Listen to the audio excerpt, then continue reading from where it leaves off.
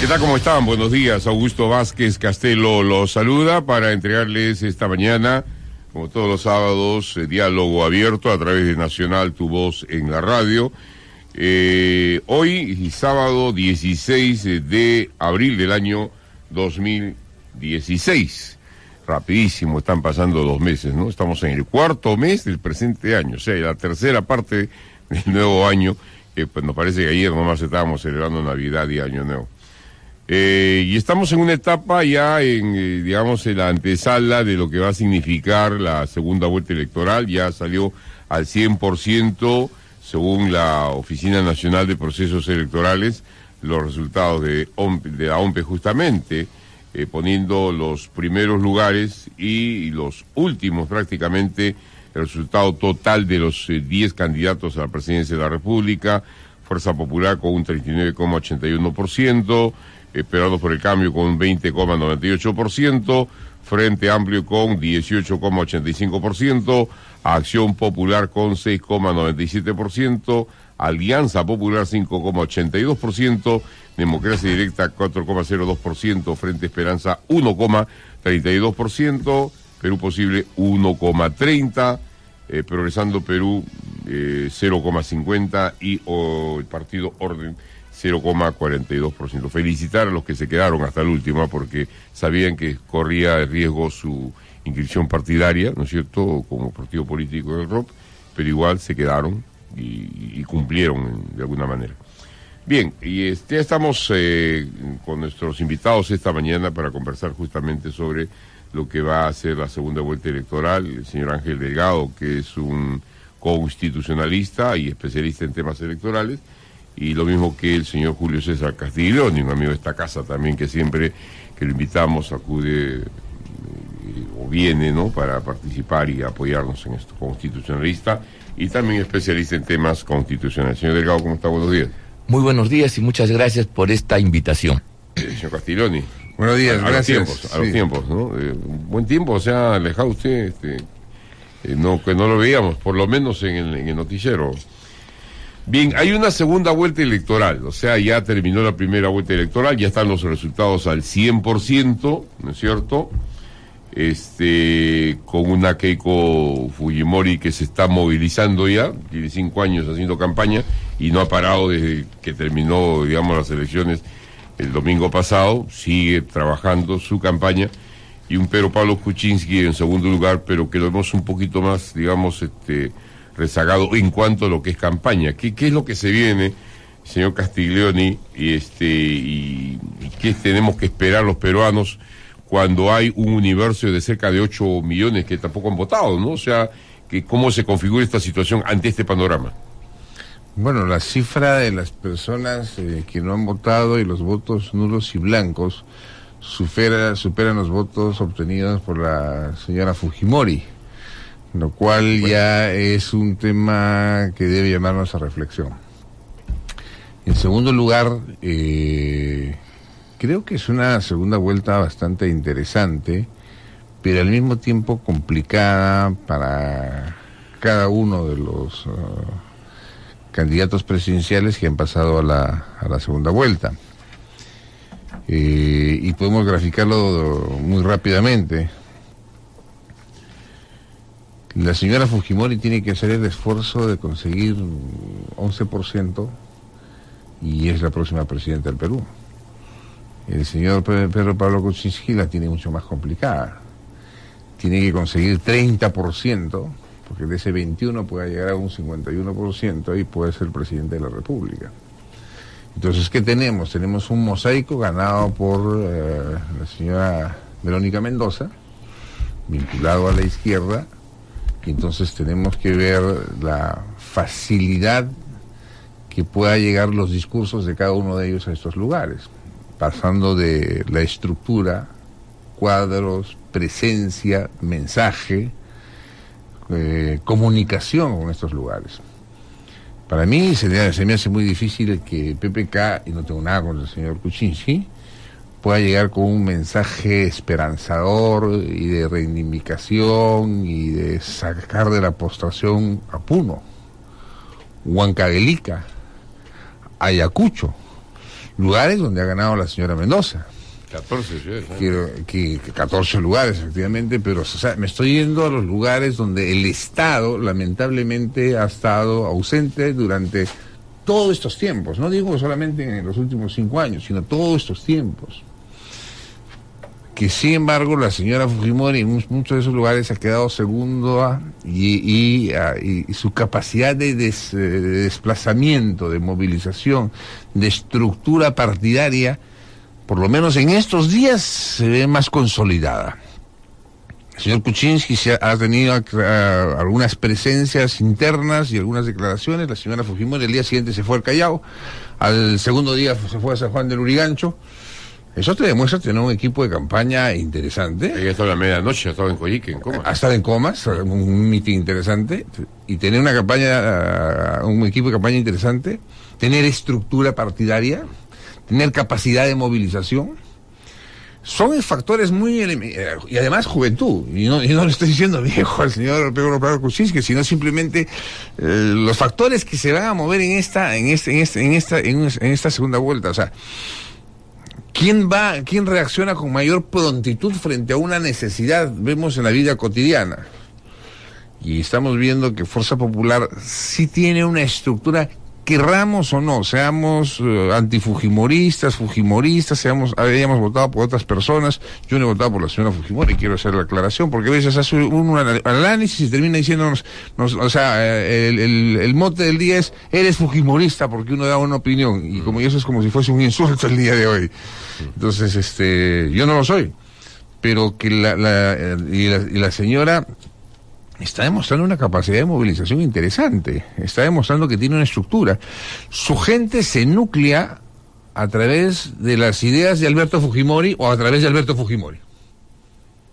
La gente de PPK no se nuclea a través de nada. Claro, lo que pasa es que hay una diferencia entre los dos, pues. Claro, entonces, el otro es un partido que viene de los 90. Exacto. Organizado. Tiene estructura, Claro.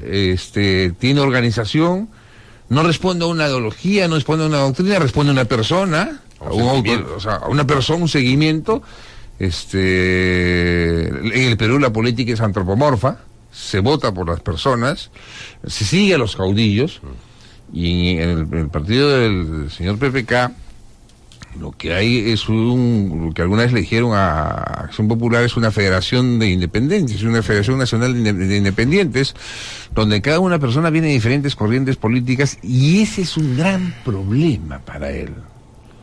Al día de ayer yo le escuchaba al señor Salvador Eresi, que le han encargado la responsabilidad de organizar Lima. Fíjese, lo escuchaba en una emisora cuando me pasaba en el taxi, de organizar Lima. Claro, que él ha sido secretario departamental del Partido Popular Cristiano cuando estuvo en el PPC, y no hizo gran cosa como secretario departamental del Partido Popular Cristiano, que tiene por lo menos una cierta presencia en Lima. O sea, le han dado la facultad de organizar Lima, o sea, de organizar. O sea, ¿qué significa? Que ni siquiera tienen estructura en Lima.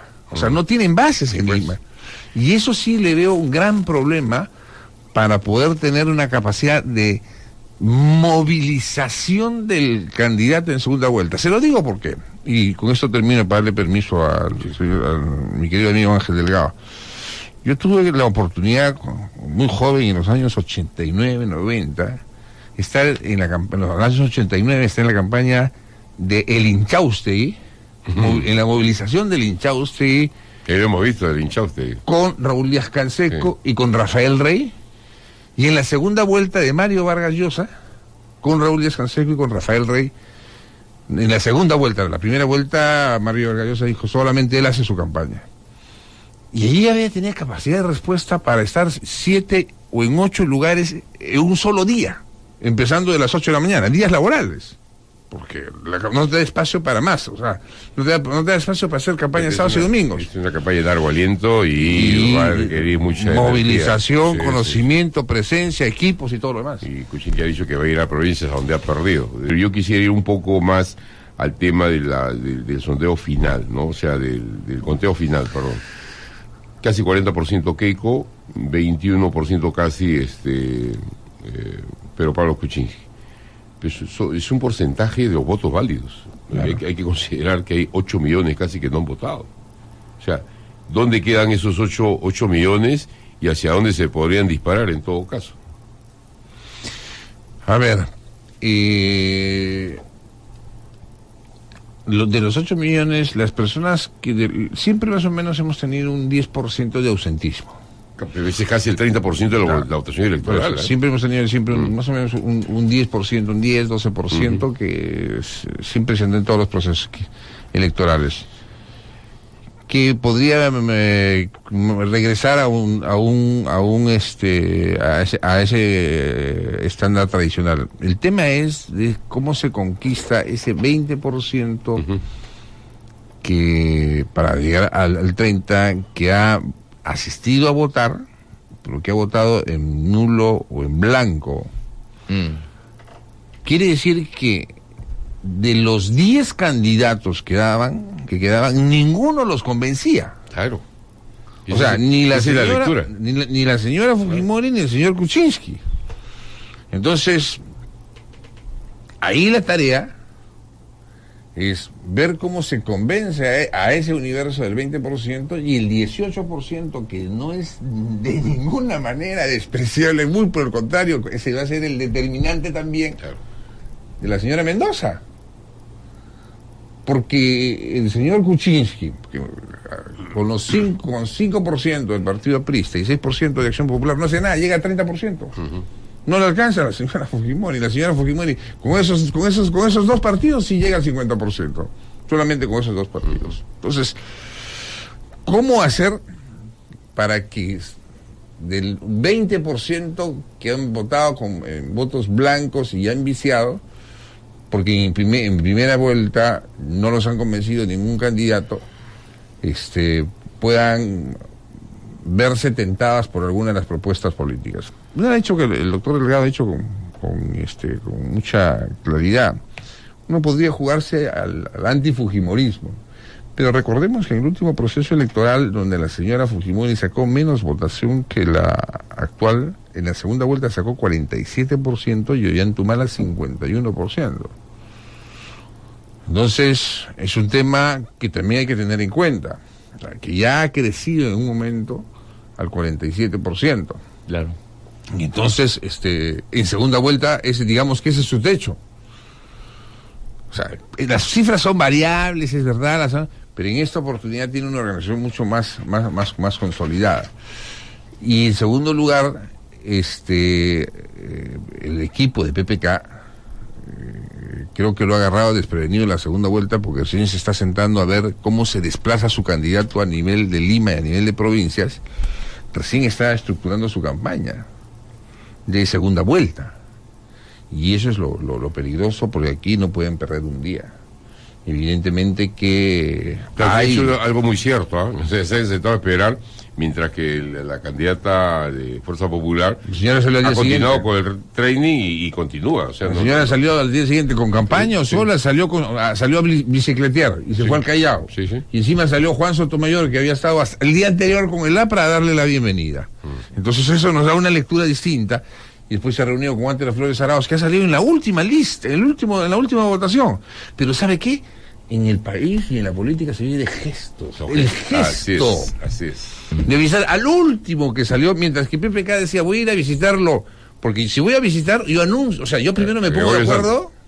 O sea, ahí también me manejó mal. Completa, sí. O sea, no se puso de acuerdo con Gregorio Santos que para ir a visitarlo. Dijo, voy a visitarlo, y Gregorio Santos le cerró la puerta. Claro. Mientras que la señora se puso de acuerdo probablemente con Antero Flores Arauz, que es un buen tipo, es una persona excelente. Eso se coordina. Y entonces se coordina, ahí lo ha visitado y le ha abierto las puertas de su casa. Entonces, es más, le ha entregado su proyecto. Mire, en realidad efectivamente, el voto blanco nulo yo veo expresado en la primera vuelta, no veo razones, en todo caso hay que discutirlo, para que pueda cambiar su sentido. Mira, si en ese momento hubiera habido gente perteneciente al bloque antifujimorista, no rabioso, esa gente hubiera expresado su voto o por Mendoza o por Kuczynski en sus 2 versiones, de izquierda o más de derecha. Y si no lo ha hecho, es porque no lo convence también las alternativas antifujimoristas. Entonces, que ahora con Kuczynski ese voto nulo blanco se modifique, no veo yo razones sustantivas, reales, para que pueda darse tal cosa. Por otro lado, quiero decir que ha sucedido un fenómeno que Alberto Borea en un artículo lo llamaba el adelanto del voto de segunda vuelta en la primera. No olvidemos que en los últimos tramos de la campaña hubo una campaña de terror, de miedo ante la posibilidad que fuera Mendoza la que pasara a la segunda vuelta. Y eso llevó a que mucha gente que iba a votar por otras candidaturas, estoy pensando en Barnechea, en Alan García, de repente en Antero Flores, tuvieran la sensación de que estaban perdiendo su voto y en consecuencia lo hicieran para evitar que gane que entre la señora Mendoza, que la consideraban un peligro mayor. Y ese voto fue mayoritariamente a favor del señor Kuczynski. Entonces, ¿de dónde más recluta votos, adhesiones el señor Kuczynski? Y si vemos la topografía electoral, en la zona sur del país, mira tú, donde él queda prácticamente regado a un quinto, sexto puesto con votaciones insignificantes de 6, 7, 8%, resulta muy problemático que el voto masivo por la señora Mendoza, incluso el señor Gregorio Santos, pueda masivamente irse a las filas de PPK, que repito, en la primera vuelta ha carecido de significación alguna, para poder hacer un contrapeso a Fujimori. Más aún, tratándose de gente que mucha de ella está en la extrema pobreza, gente provinciana que tiene una visión, una política, una cultura política del rechazo, del combate, es muy probable que sociológicamente hablando exista un trasvase, una matriz de transferencia entre los votos de la señora Mendoza a la señora Fujimori.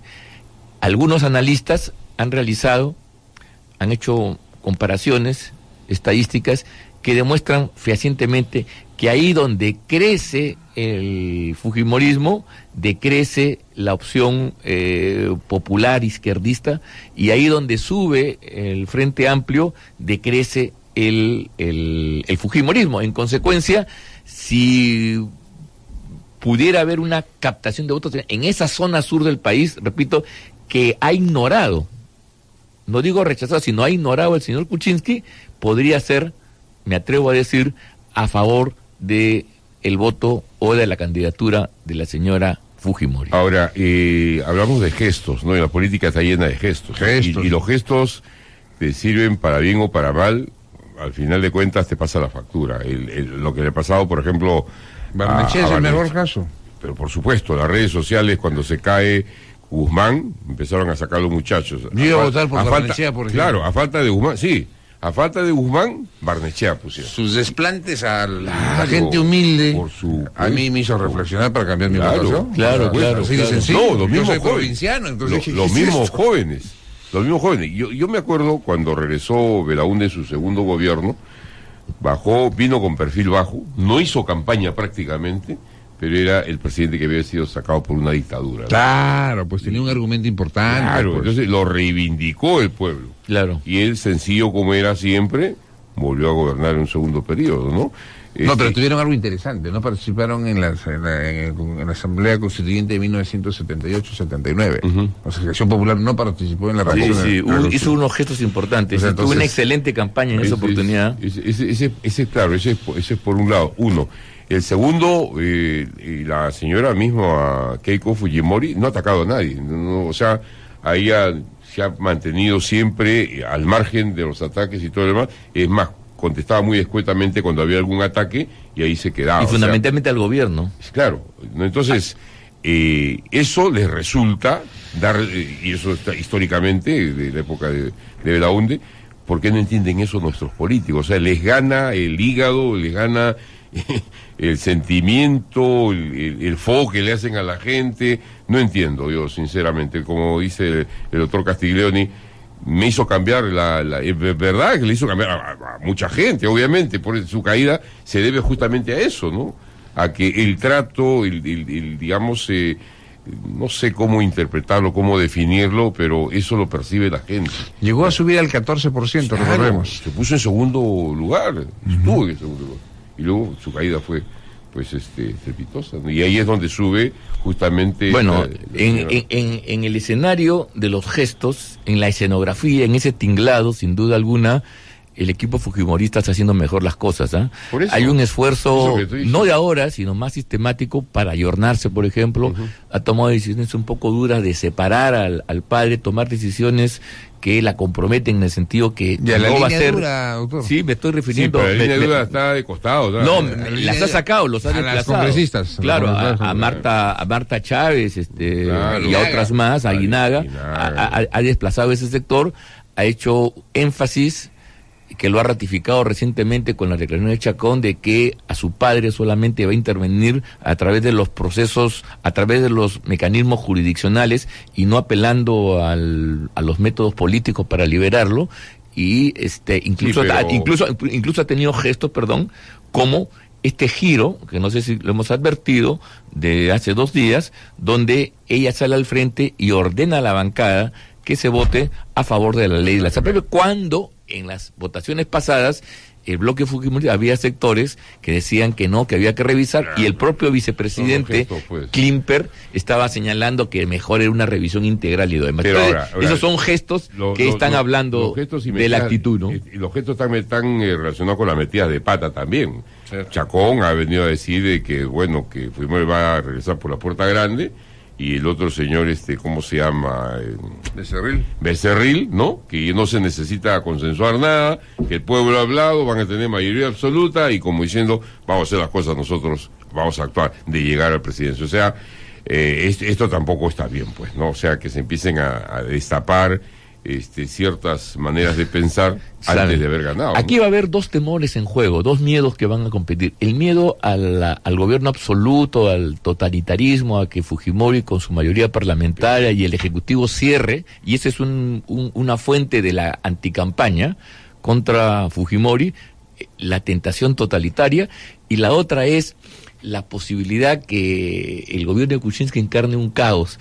La gente recuerda aquellos gobiernos en los cuales ha habido mayoría en el Parlamento distinta a la del Ejecutivo. Han acabado en procesos lamentables. La más notable fue el golpe contra Belaúnde, el golpe militar de Velasco Alvarado, que se dio justamente en ese contexto, y también el golpe de Humala, que tiene la misma raíz, un parlamento distinto en su composición frente al Ejecutivo. Entonces, ¿qué cosa dicen estos analistas? Que un eventual triunfo de Kuczynski, lo que le traería al país sería justamente inestabilidad, la hecatombe y el fracaso, y en consecuencia la democracia peligraría. Ergo, contra el miedo de la explosión y el conflicto desatado, hay que votar por la seguridad que encarnaría la señora. O sea, en resumen, 2 miedos, ¿no?, que van a ser atizados por los distintos centros de campañas electorales, por los cuarteles generales: el miedo al poder absoluto, a la tentación totalitaria, y el miedo al descalabro y la crisis que podría acarrear el señor Kuczynski. Ahí va a pasar un tema bien interesante, de lo que, siguiendo el análisis del doctor Delgado, el señor Kuczynski ha dicho: no hay que votar por una persona que ya tiene el Congreso. O sea, vamos a ver hasta dónde él es capaz de entronizar en la mentalidad de los peruanos esa idea. Sí. Porque el otro lado tiene también un discurso interesante. O sea, necesitamos un presidente que tenga mayoría en el Congreso y pueda gobernar con solidez, y que el Congreso no le esté petardeando permanentemente. Sí, pero el mensaje ahí es: yo voy a hacer lo que yo quiera, no, y nadie me va a decir. Son dos mensajes. Yo me comprometo, ya dijo, no voy a entregar algunas comisiones a la oposición. Pero necesitamos mayoría para poder hacer la gran, o sea, digamos, en demagogia o política, necesitamos mayoría para hacer la gran transformación del país y hacer las modificaciones correspondientes. Vamos a ver cuál de los 2 discursos se vende mejor. Claro. O sea, y se dice mejor, y se transmite mejor. Y que la gente pueda entenderlo. Lógico. Claro. Vamos a la pausa, queridos invitados esta mañana, 8:30. Eso es, ¿cuál causa más miedo? 8 de la mañana, 33 minutos. Aquí estamos con diálogo abierto con nuestros invitados esta mañana, el señor Ángel Delgado y el doctor Julio César Castiglioni, hablando sobre el tema de la segunda vuelta electoral. ¿Qué nos espera en esta segunda vuelta electoral? Ya más tranquilo, ya no hay 10 candidatos, solamente hay 2, las propuestas de uno u otro candidato que tendrán que llegar a la población, el mensaje que tiene que llegar, quién convence finalmente, cuáles son los temores de la población, cómo plantean mejor sus campañas. Hablábamos hace un rato con el doctor Castiglioni y la señora Keiko, ha continuado con el rush, ¿no? No se ha tenido para nada. El señor Kuczynski un poco como que está en vitrina viendo cómo suceden las cosas para esperar de repente tomar viada y empezar lo que es su campaña política, pero en eso estamos, definitivamente. Y justo quería hablar el tema de, un posible gobierno de la señora Keiko Fujimori. Las calles han hablado ya en estas elecciones, ¿no? Las calles han salido, el voto anti-Keiko y la población anti-Keiko está también ahí a la expectativa de cualquier error que se pueda cometer. Se podría decir que hay cierto temor porque al primer indicio de querer patear el tablero de repente en temas familiares, ¿no? Como el caso de su padre, la gente empiece a reaccionar, doctor Castiglioni. Sí, evidentemente. Si ellos, en la hipótesis probable de que ellos sean presidente, como también el señor PPK, esa posibilidad de segunda vuelta siempre es abierta para ambos candidatos, llegaran a un gobierno, cometería un gravísimo error.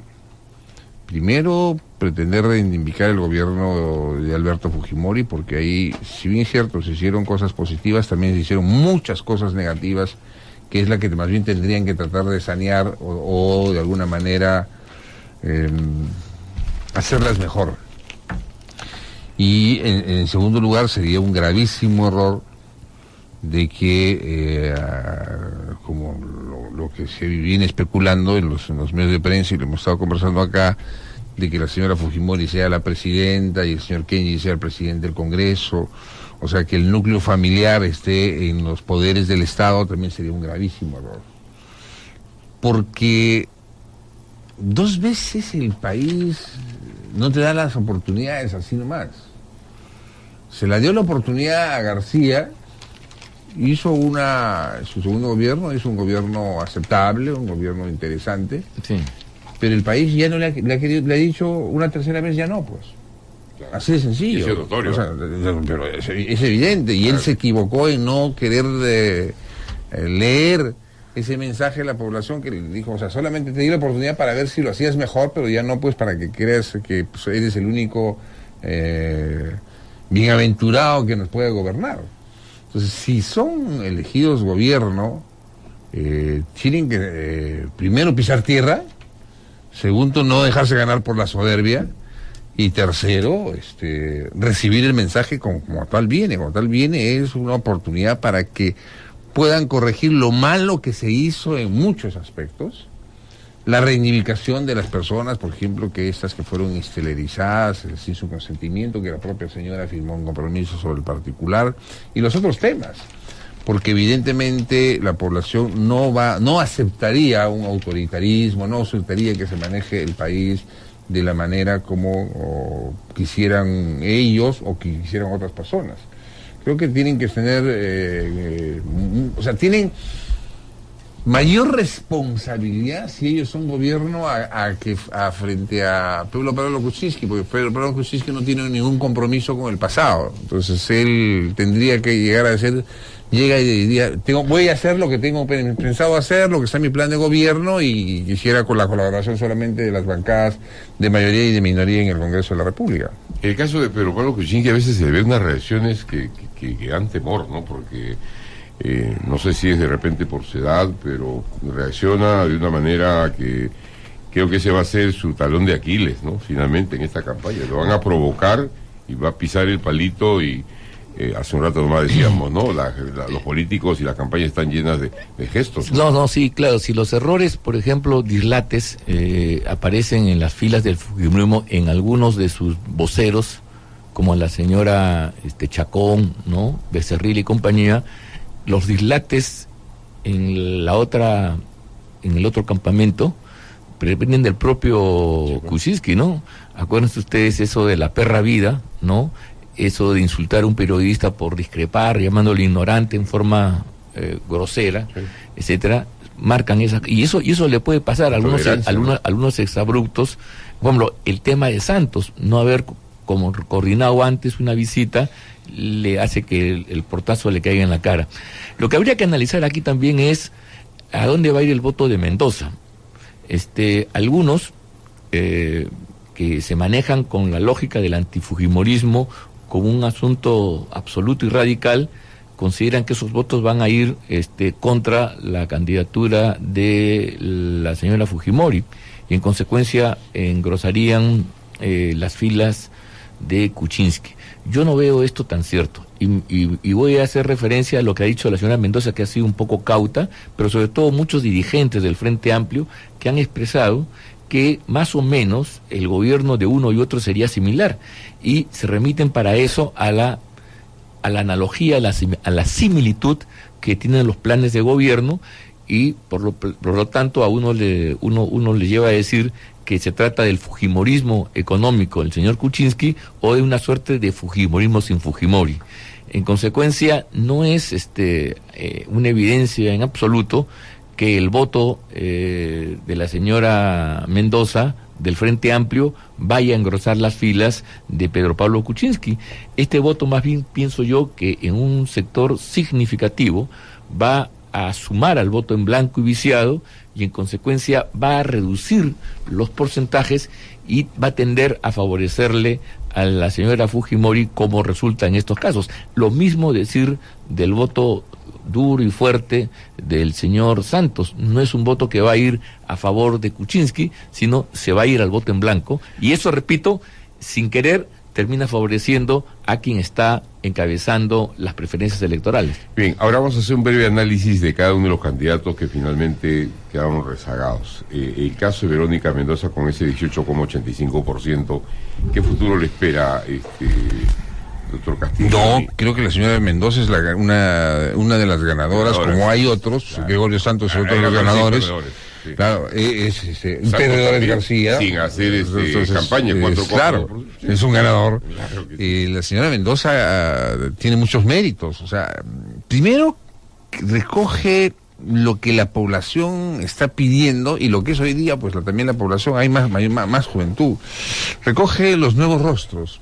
Que en un momento encarnaba a Guzmán, la señora Mendoza, y el mismo Barnechea, que pese que regresa porque regresa a la política después de tiempo, ha estado alejado de la política, entonces un poco lo han vinculado como un rostro que no ha estado estos años frente a la política. Entonces primero recoge el mensaje de la población que los partidos políticos se tienen que oxigenar y presentar nuevas alternativas. Segundo, la señora Mendoza es una ganadora porque ha logrado consolidar la izquierda de alguna manera, y la izquierda de aquí en adelante puede lograr una consolidación muy importante a través de ella, que ya es una líder, quieran o no quieran otras personas de la izquierda. O sea, ya es una líder, y además se necesita siempre los contrapesos en el Congreso de la República.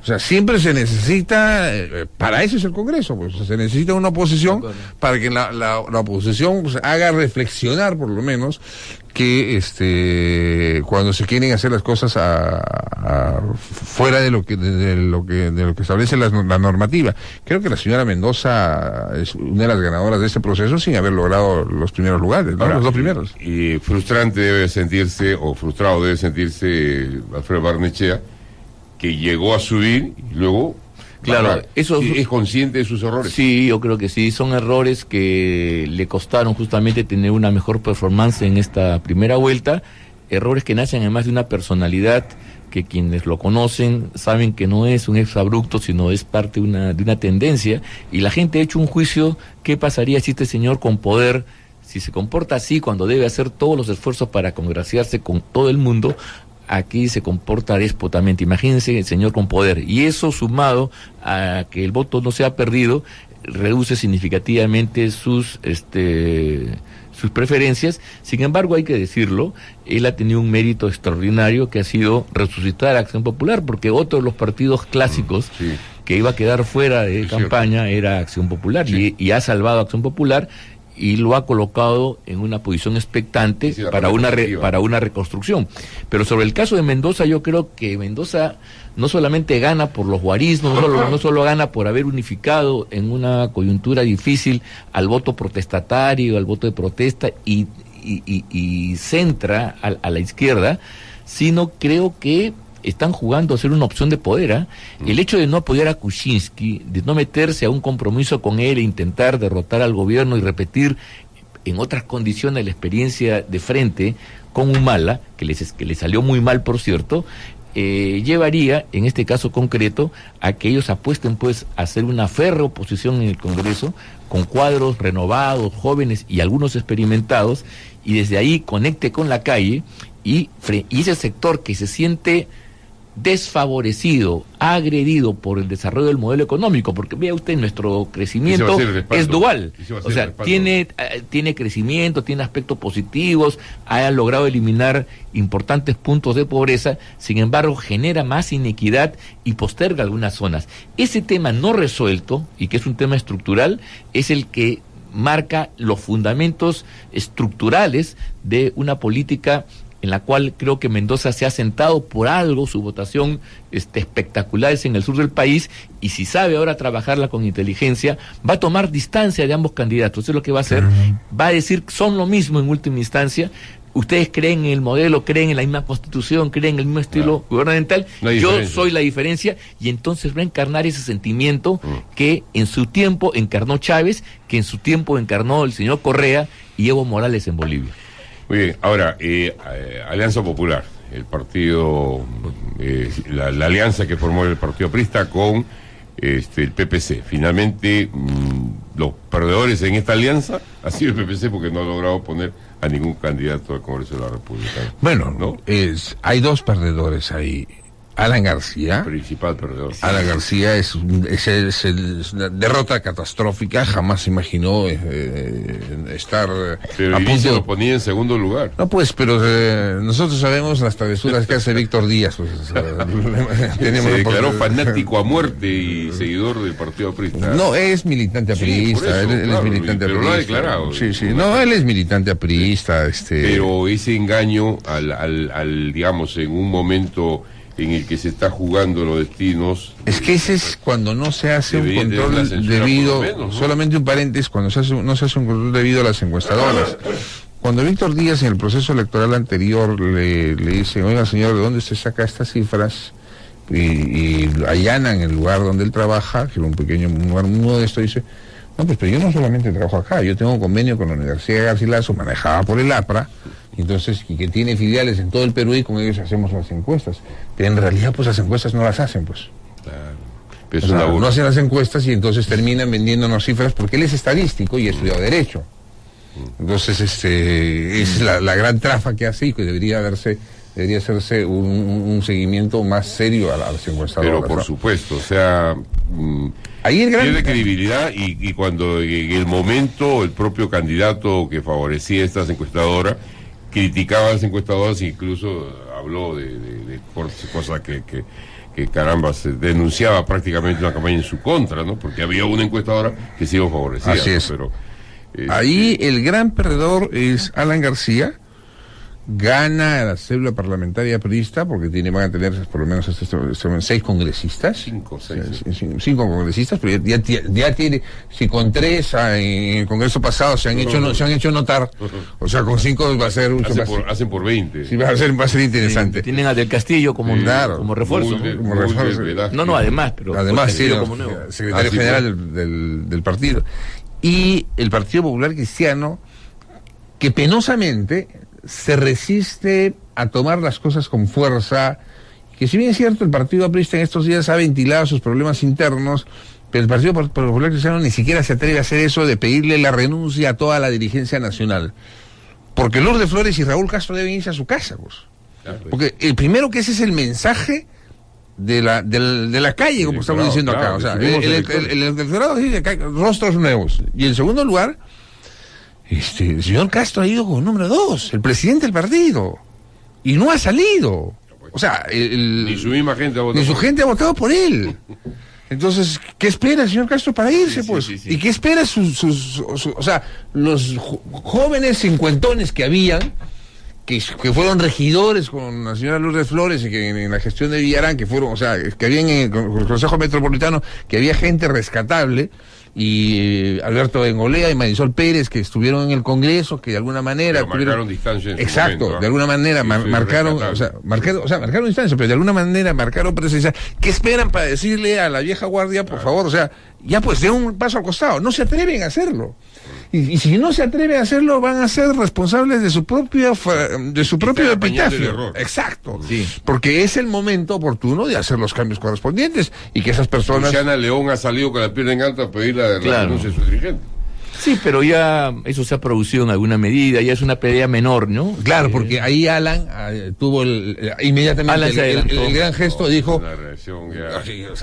más inteligente, y dijo, pues, las nuevas dirigencias se encargarán del partido. O sea, Alan ya se hizo al costado, y en consecuencia todos deben dar su paso al costado. Yo creo que esta elección, evidentemente, es la derrota de Alan, es la derrota de Lourdes Flores, y cierra un ciclo para estos personajes sin duda alguna. Sí. Creo que vamos a vivir el post-alanismo y el post-lurdismo, y con todo lo que signifique. Vamos a ver si vamos a tener en el futuro dirigentes de esa talla. No ha sido fácil. Mira, ellos han sido los dirigentes más importantes de la política de las últimas 3 décadas del pasado siglo. Y cuando los propios partidos políticos no se han encargado de hacer renovación de cuadros. Por eso, mira, los responsables directos son los jefes de los partidos. Yo coincido mucho con lo que aquí se habla sobre el PPC. El PPC es un partido, mira tú, que, digamos, ha mantenido una cierta cohesión ideológica, ha sabido ubicarse, hay un espacio que lo reclama, y todo el mundo señala que, a pesar de lo sucedido, es un factor importante para la construcción democrática del país. Bueno, ha logrado salvar la valla, hay que decirlo, para que no digan que todo es pérdida, porque mira tú, en el escenario de que ellos hubieran ido con candidato propio, con Raúl Castro, imagínense ustedes el resultado que hubiera ocurrido. Estaríamos lamentando eso. Sin embargo, no ha habido... Mira, ¿sabes lo que ha pasado en el PPC? Esta pelea absurda, que quizás tú puedes entenderla mejor que yo, entre Lourdes y Raúl, la víspera de la alianza, que sacándole las vueltas a uno, hace que el partido llega totalmente debilitado, fragmentado a una alianza. ¿Y qué demuestra el que no saquen ningún parlamentario? Que los propios militantes del partido y su radio de influencia no han votado por sus propios candidatos. No han estado de acuerdo con esta alianza. No han estado de acuerdo, pero tampoco han votado. Pero han podido, bueno, ya no estoy de acuerdo, pero por lo menos voto por Bedoya. Voto por Bedoya, voto por Castro, voto por los que estaban ahí en Lisa, que eran la mitad de la plancha al Parlamento, y no lo han hecho.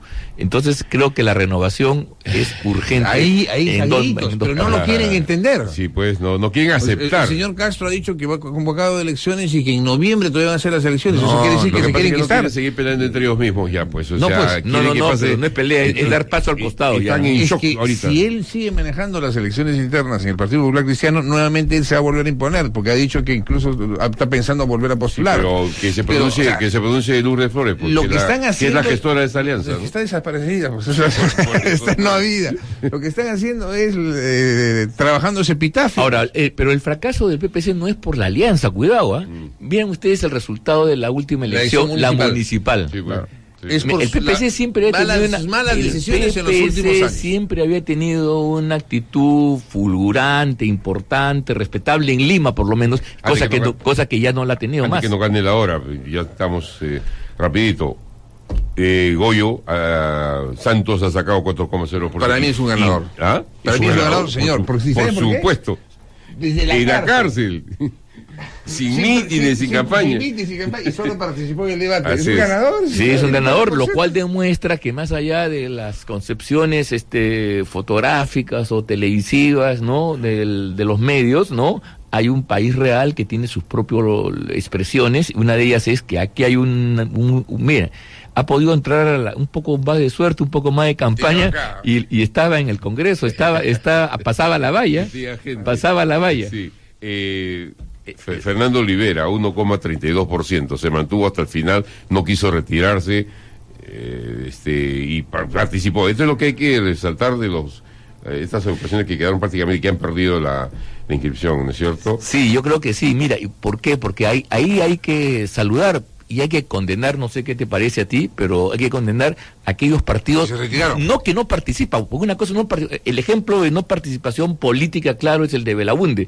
No participo porque no creo en esto, en el año 78, 79, 78, 79. Ok, no participó en la constituyente y luego volvió como ganador. Esa es una opción política válida, pero en el caso de estos que entran a la cancha, empiezan a jugar, ven que tiene los goles en contra, luego dice me retiro, pero mi retiro significa que este partido no vale y yo me mantengo invicto para la próxima. Eso es inaceptable. Y eso que está mal también, eso tiene que corregir. Eso, no, pero ahí hay una interpretación malsana y exactamente, yo creo que hagamos un esfuerzo de interpretación y que se cumpla la ley. Yo creo que cuando la ley habla de no participar se refiere a la elección, pero si ya tú ingresas al proceso, no puedes tú decir me retiro y no acarrear con el mote de perdedor. Claro. ¿Qué diferencia hay entre no pasar la valla y retirarte un día antes porque no vas a pasar la valla? Un partido de fútbol, el que va ganando por goleada, el otro equipo no se retira a medio partido porque sabe que no va a hacer ningún gol. Así es. Yo estoy de acuerdo con el doctor Delgado por lo siguiente, porque si presentaste tu inscripción, pasaste la inscripción, pasaste la etapa de tacha, estabas limpio y carrera, y te retiraste por cálculo político, no señor, tú participaste en el proceso. Claro, pues, o sea, lo contrario es una burla al país. Yo espero que el jurado de elecciones interprete como está aquí diciendo mi amigo Castiglione. Ese es el sentimiento nacional. Exactamente. Lo que debe ser. Alejandro Toledo. Bueno, es un perdedor. Lamentablemente es un perdedor en este proceso electoral, porque él ya ha sido presidente de la República. Es un perdedor lastimoso. Yo creo que hay que, mucha pena, no sé qué hacía él compitiendo en una elección que no la tenía. El juicio de Coteva fue liquidador para él y no ha ganado, ha terminado destruyendo el partido. Sí. A ver, Hilario 0,50%, una novedad, un señor... Por lo menos hizo conocido, ¿no? Sí, hizo conocido y hablaba como esos oradores evangélicos, ¿no? Sí. Sí, un poco, como que le falta, pero ahí está, pues ya se ha hecho presente. Creo que quizás él ha debido empezar por las divisiones inferiores, intentar un cargo al Parlamento y luego ahí hacerse conocido. Primero Congreso, sí. Demasiado audacia para a la primera ir a la cancha grande. Arauz dijo en su momento y lo cumplió hasta el último momento, ¿no? Yo no me retiro. Creo que demostró ser un demócrata, ¿no? Pues de lo que estamos hablando justamente, ¿no? Comienza una cosa y tiene que terminarla, así le vaya mal, pues, ¿no? Pues, pero ahora también ha dejado otro mensaje. Ha dicho, no vuelvo a postular a la presidencia de la República. ¿Y sabe usted por qué? Él tiene 73 años. De acá a 5 años tendría 78. Claro. Y lo que está queriendo decir que a los 78 años una persona ya no está en sus plenas facultades. Todos decimos, nosotros no tenemos nada contra nadie para poder ser presidente. 2 años menos que lo que va a tener Kuczynski dentro de pocos días. Porque el presidente de la República necesita estar en todo el país. Va a cumplir 80 ahorita. 78 tiene. 80? 78. 78 va a cumplir, pero está muy cerca de los 80. Claro. Bueno, o sea, Antero dicho, ya no puso. No, yo creo que el caso de Antero es el de una gran persona, no sé, buena persona, simple, criollazo, inteligente, buen político, sin embargo que no sintoniza con la población. La gente ve que la gente lo puede ver en otro cargo, inclusive vean, no me extrañaría que estuviera de ministro en alguna opción gubernamental. Y lo van a jalar porque es una muy buena persona. Es un hombre hábil, ha manejado con habilidad el Congreso de la República en una época que se pensaba que el Congreso iba a buscar la vacancia de Toledo. Creo que en ese momento cumplió un rol de salvador de la democracia. Ha tenido cargos importantes de responsabilidad y los ha hecho bien. Sí. Y los ha hecho bien, o sea... don Ángel Delgado y al doctor Julio César Castiglione, siempre es un gusto conversar con ustedes y creo que los que más se benefician con estas conversaciones son muchas gracias. Muchísimas gracias. No, muy amables.